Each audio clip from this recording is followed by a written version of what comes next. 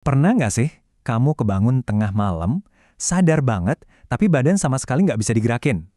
Rasanya kayak ada sesuatu yang neken kamu. Nah, buat banyak orang, pengalaman ini tuh rasanya supernatural banget. Tapi, apa sih yang sebenarnya terjadi?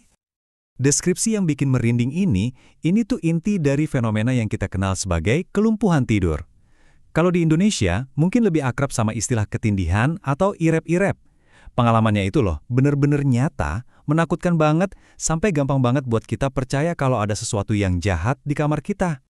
Dan disinilah kita sampai ke inti pembahasannya. Di satu sisi, ada cerita rakyat, mitos-mitos kuno tentang makhluk kayak The Old Hag atau ya, itu tadi, hantu yang nindihin kita.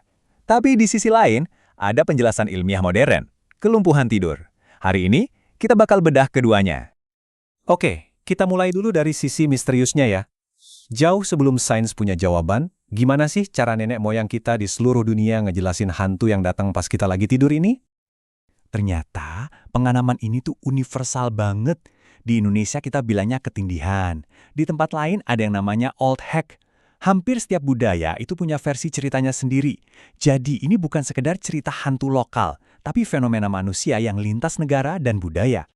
Jadi kalau ini bukan hantu, terus apa dong?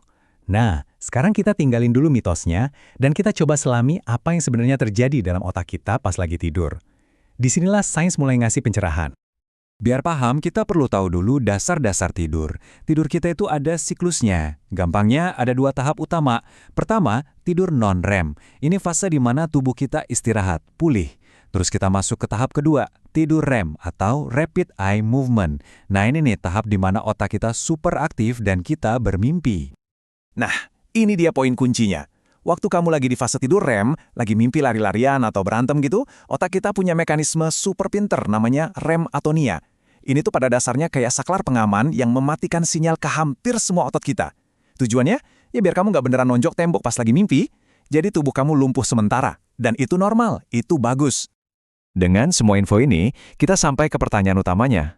Kalau kelumpuhan pas tidur REM itu normal, terus apa yang bikin ketindihan itu rasanya salah dan serem banget? Jawabannya adalah, ini semacam glitch system atau salah sinkronisasi. Otak kamu keburu sadar, tapi saklar rem atonianya belum dimatiin sama tubuh. Jadinya kamu kejebak, pikiran udah melek, tapi badan nggak bisa ngikutin.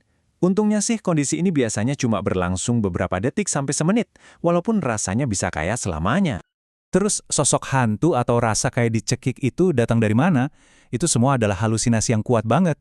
Karena otak kamu lagi di kondisi transisi antara mimpi dan sadar, dia bisa menciptakan sensasi yang super nyata, rasa dada ditekan, dengar suara langkah kaki, bahkan sampai lihat bayangan di pojok kamar. Jadi hantu itu sebenarnya ciptaan otak kamu sendiri. Oke, tadi kita udah bahas kondisi di mana pikiran bangun tapi tubuh lumpuh. Sekarang, kita pindah ke fenomena sebaliknya, yaitu saat tubuh kita malah bergerak sendiri tanpa kita sadari. Perbedaannya jelas banget ya. Kalau kelumpuhan tidur itu otaknya bangun duluan sebelum badan, nah tidur berjalan atau somnambulism itu kebalikannya. Tubuh kamu yang bangun dan bisa gerak-gerak, sementara otak kamu sebagian besar masih dalam kondisi tidur lelap, terutama di tahap non-REM. Dua fenomena ini kayak dua sisi dari koin yang sama tentang misteri tidur. Mungkin kamu mikir tidur berjalan itu langka. Tapi datanya bilang, sampai 20% populasi pernah ngalamin loh, terutama pas masih kecil. Biasanya sih cuma sebatas duduk di kasur. Tapi kalau ini berlanjut sampai dewasa, perilakunya bisa jadi jauh lebih kompleks dan bahkan berbahaya. Seberapa kompleks emangnya? Nah, disinilah ceritanya jadi makin aneh. Cukup kompleks sampai tindakan yang dilakuin pas tidur bisa berakhir di pengadilan. Yuk, kita lihat gimana gangguan tidur ini bisa bersinggungan sama hukum. Menggunakan tidur sebagai alibi hukum itu bukan hal baru loh, konsep ini udah ada ratusan tahun. Kasus terkenal pertama di Amerika itu terjadi tahun 1846, dan belakangan ini muncul versi modernnya yang dikenal sebagai pembelaan ambien, di mana efek samping obat tidur yang bikin orang bertingkah kayak tidur berjalan dijadiin argumen di pengadilan. Dan ini bukan cuma teori. Coba deh lihat peringatan resmi buat obat tidur ambien ini. Di situ tertulis jelas ada aktivitas kayak nyetir sambil tidur, makan, atau bahkan ngelakuin hal-hal kompleks lainnya tanpa sadar. Ini bukti nyata kalau obat-obatan bisa memicu perilaku tidur berjalan yang berisiko tinggi. Logika hukum di baliknya sebenarnya cukup simpel. Supaya sebuah tindakan bisa dianggap kejahatan kan biasanya harus ada niat.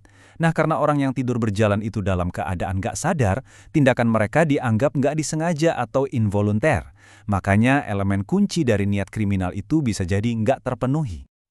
Oke, setelah kita bahas misteri, sains, sampai hukum, kita tutup dengan sesuatu yang praktis.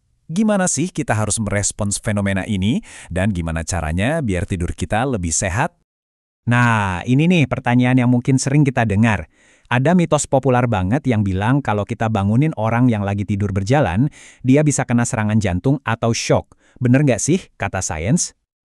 Jawabannya tegas. Nggak. Itu cuma mitos. Justru, membiarkan mereka terus tidur berjalan itu bisa bahaya banget. Mereka bisa jatuh, keluar rumah, atau bahkan menyalakan kompor tanpa sadar. Keselamatan mereka itu yang paling utama. Jadi, apa dong yang harus dilakuin?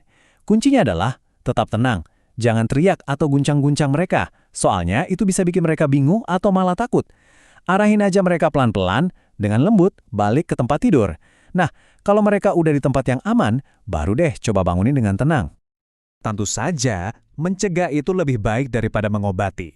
Baik itu untuk kelumpuhan tidur atau tidur berjalan, kuncinya ada di gaya hidup sehat.